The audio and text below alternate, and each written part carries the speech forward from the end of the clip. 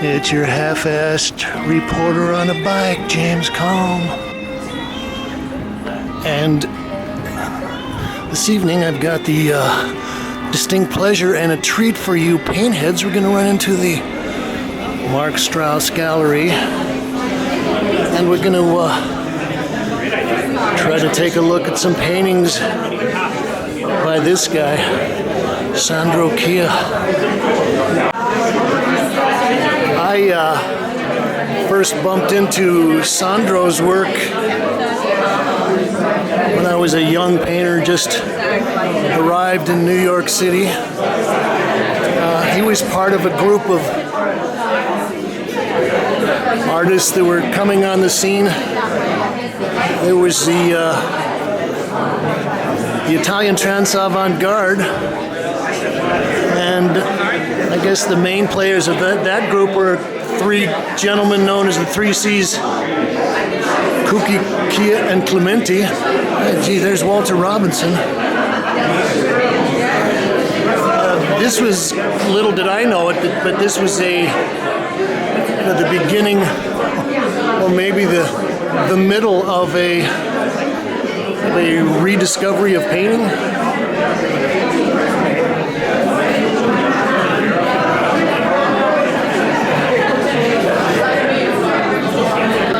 Oh gosh, there's Tony Schifrazi.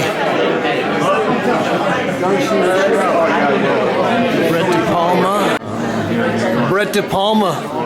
You've known Sandro for a long time. I have since 1979. 79? I was working at Speroni Westwater Fisher when Sandro came into New York. Rick Prohl. And here's another icon.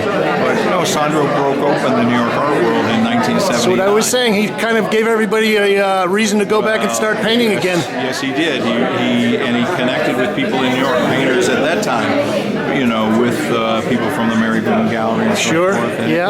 But there was a different system in Europe, the Kunsthalle system, which really gave them a base in Italy and Germany and in Holland before they really even came to New York, with the three C's, Clemente, Cucchi, and Chia. Right. Sandro was the first, and the paintings that they unrolled in the gallery they weren't ready for, and it made a big difference and flipped the art world out of minimalism and conceptualism, right, into almost against the pictures generation too. That was used in a political sense. Yes, it was, and it got nasty. That got very nasty. I heard people say things that I would never want to repeat. Okay, thanks, Brett. Sure, Laura.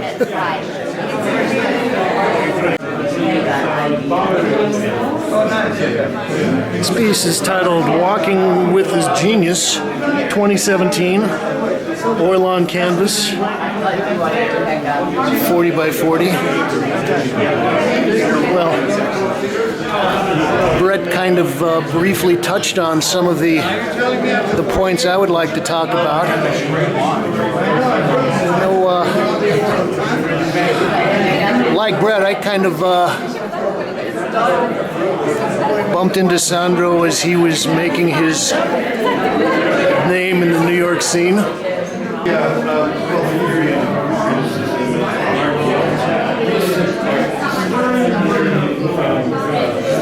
This is titled The Wayfarer with Penguins, 60 by 48, so that's 5 by 4 feet. I will briefly tell you a funny story. I used to work for an art company called Utrecht Art Supplies, Utrecht Linens, and I drove the delivery truck for them. And as a young artist, I was out meeting and looking at people's studios, and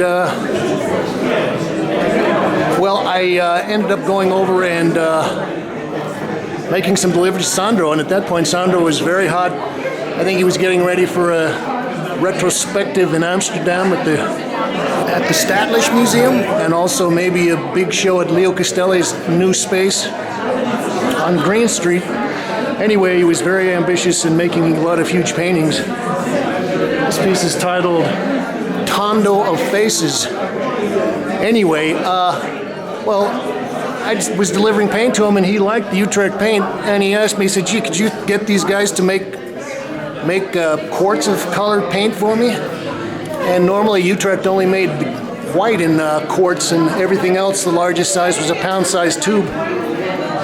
So I went back, and I guess Sandro had called the owners of the store, two brothers named Harold and Norman. It's titled The Wayfarer with Ducks. And I understand that a lot of this is kind of almost based on religious, well, semi-religious imagery, maybe St. Francis. And God, I love his surface on here. Anyway, they wouldn't make his quarts of paint. So he asked me again, what can I do? I'd like to get these guys to sell me quarts of paint, and he was definitely good for it. So I had to go and get these two guys in a room and say to them, gee, Sandro's going to be having a retrospective exhibition in Amsterdam, and on one side there's going to be the Rijksmuseum, on the other side there's going to be the Van Gogh Museum, and he's going to be right in the middle there with I think it's the Stadtliche Museum. So think of it this way, you're going to have Rembrandt on one side, Van Gogh on the other side, and right next to him is going to be Utrecht paint. Now, I don't know whether that was enough to push him over the edge, but they eventually did start to make him quarts of paint. And unfortunately, I had to lug this stuff up the stairs at his studio a couple times because the elevator was out, which is not a fun project. Let's look at the sculpture. This is titled Single-Winged Angel.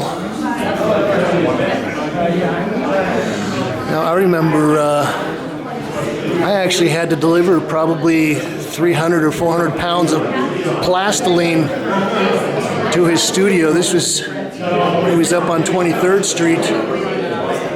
Maybe I'll splice in a shot of what's there now. Anyway, he had somebody he was working with who was doing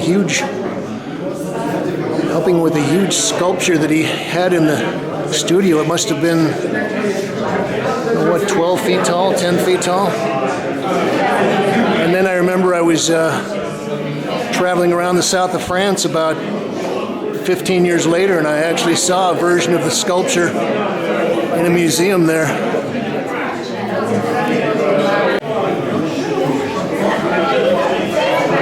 This is titled Looking At. 39 by 39. Well, we're going to go upstairs and look at more of the work, but one of the things that I always loved about Sandro is that he's got an incredible sense of touch and the sense of the materials, and a piece like this, you can see that he's got beautiful linen, and he knows how to they say massage in the paint. He knows when to scrape it away, when to wipe it down, when to add it on.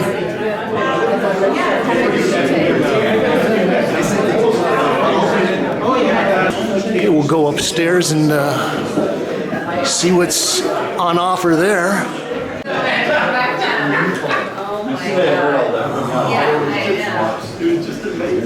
Okay, this is titled Wayfarer and Painter,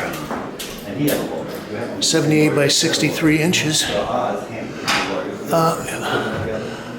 Again, I guess if you're not a painter, this would be kind of hard to appreciate, but I've always admired what a lot of the Italians were able to do with the paint. I don't know whether it's some kind of tradition, or we've been looking at Morandi and De Chirico and some of these other weird painters.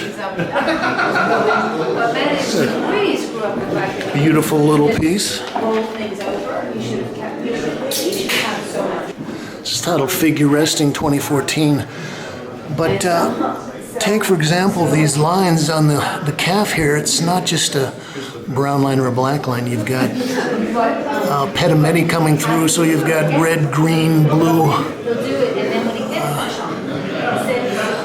I don't know, I almost like to look at paintings like a forensic criminologist and try to figure out how they ended up the way they ended up.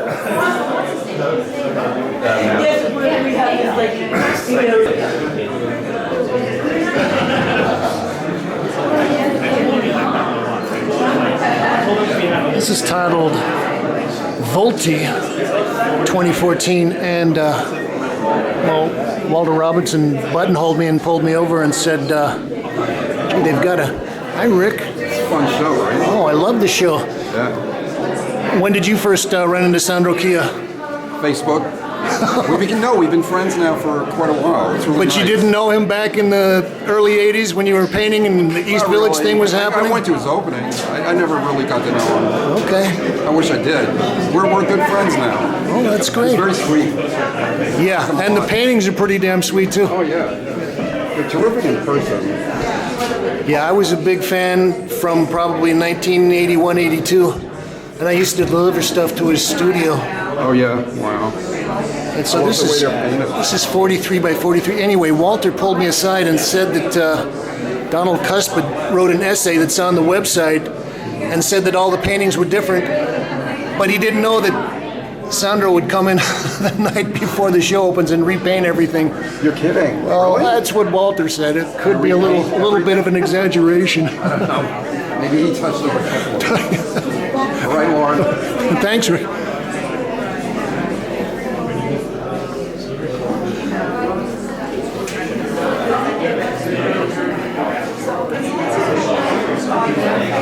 It's another beautiful little gem titled Figure Almost Standing 2014 Oil on Canvas. As I was saying, I think a lot of this subject matter might kind of peripherally be about a painter and maybe St. Francis and some kind of a relationship between, the aesthetic purity that an artist should have and comparing that to a saint. Here again, and this is one of the reasons that the Trans-Avantgarde was so controversial and so influential, it's that this is really riffing on a lot of various artists, art movements. I mean, this looks like classic Fauvism and maybe Matisse from 1908.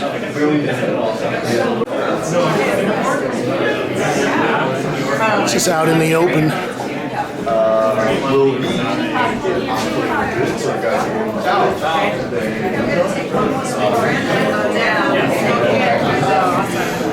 I think Rachel's going to be in Madrid. Well, so probably about 1976, 1977, conceptualism and minimalism had been running out of gas. And I would say probably the European avant-garde had finally reconstituted itself after World War II.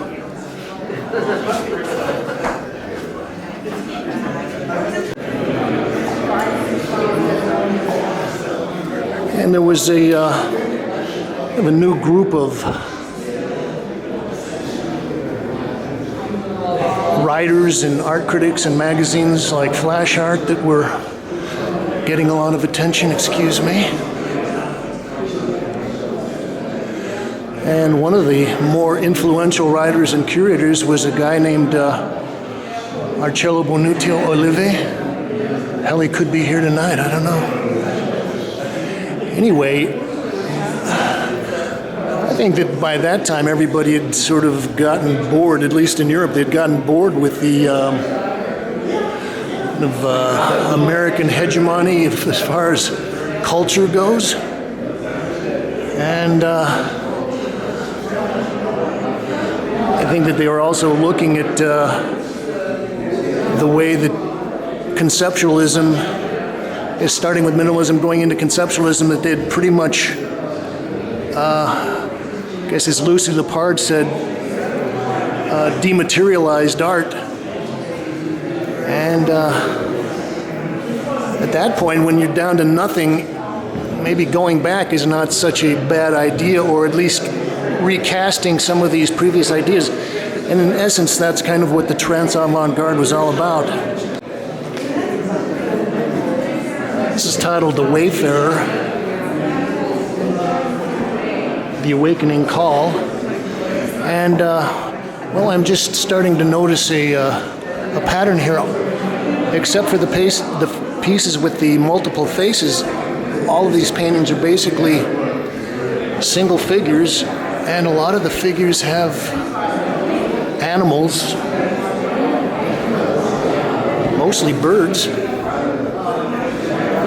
Like St. Francis, they said, used to preach to the birds.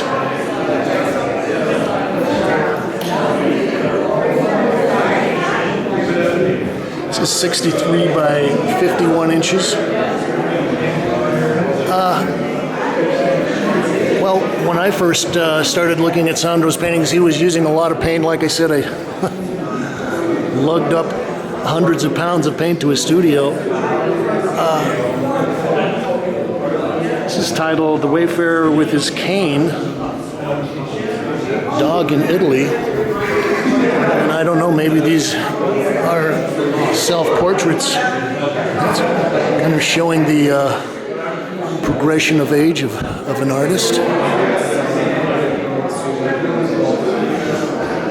When we were talking to Brett De Palma, he mentioned the controversy and the kind of the pitched battle between the New York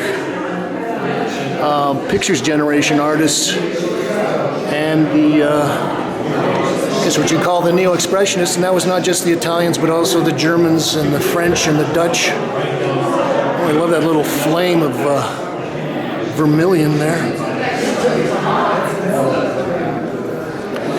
And there got to be some very bitter, oh that's nice, got to be some very bitter confrontations and some real nasty critical fights. I know that Benjamin Baclo basically said that anybody that was painting, especially if you're painting figuratively, you were nothing but a skinhead, reactionary, Reaganite, I mean, just short of neo-Nazi. In certain ways, it kind of reminds me of things that have been happening contemporarily to the present period. It's titled The Young Amazon. This might be the biggest piece in the show. This is 78 by 63. So that's roughly 6.5 by 5.5. Also, Sandro is doing a great job with his grays and his midtones, but you know, I see a lot of German artists that use gray, but their grays always seem to go towards a kind of a cool end of the spectrum. And in Sandro's case, everything goes towards the more warm side of things. And I like the way that he's masked the shadows here on the figure.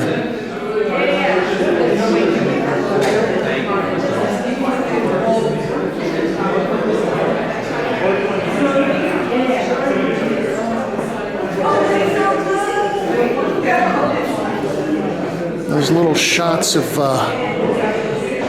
pink and turquoise that have been washed over, glazed over with the gray is very nice.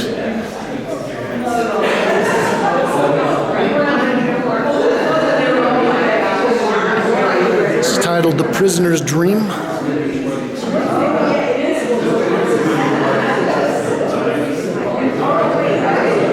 And I like this with the red, yellow, and blue birds. Could be a salute to the neoplasticists, maybe.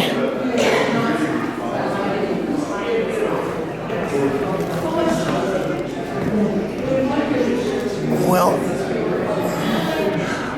yeah, I don't want to talk about who ended up winning the battle between the the pictures generation and the Neo-Expressionists, but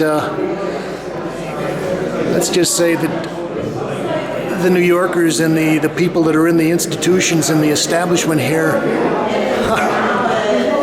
they might talk a good line, but they are not the most accepting and inclusive group of people you can imagine.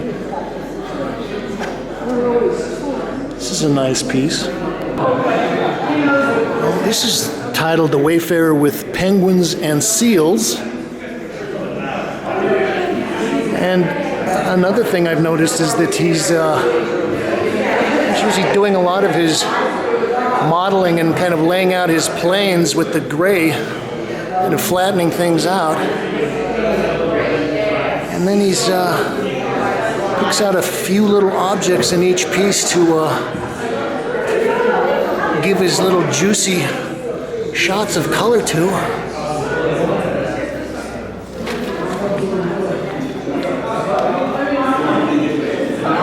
This is 63 by 51.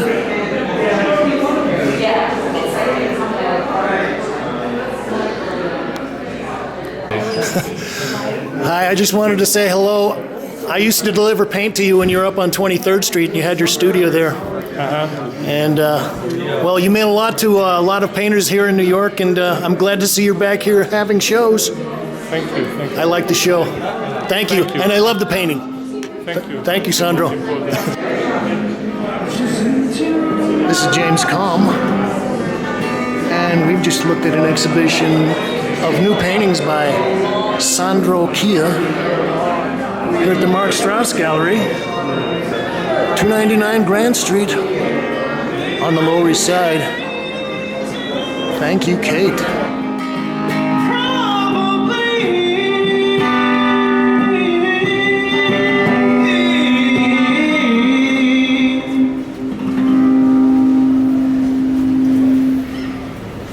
Thanks, Chris.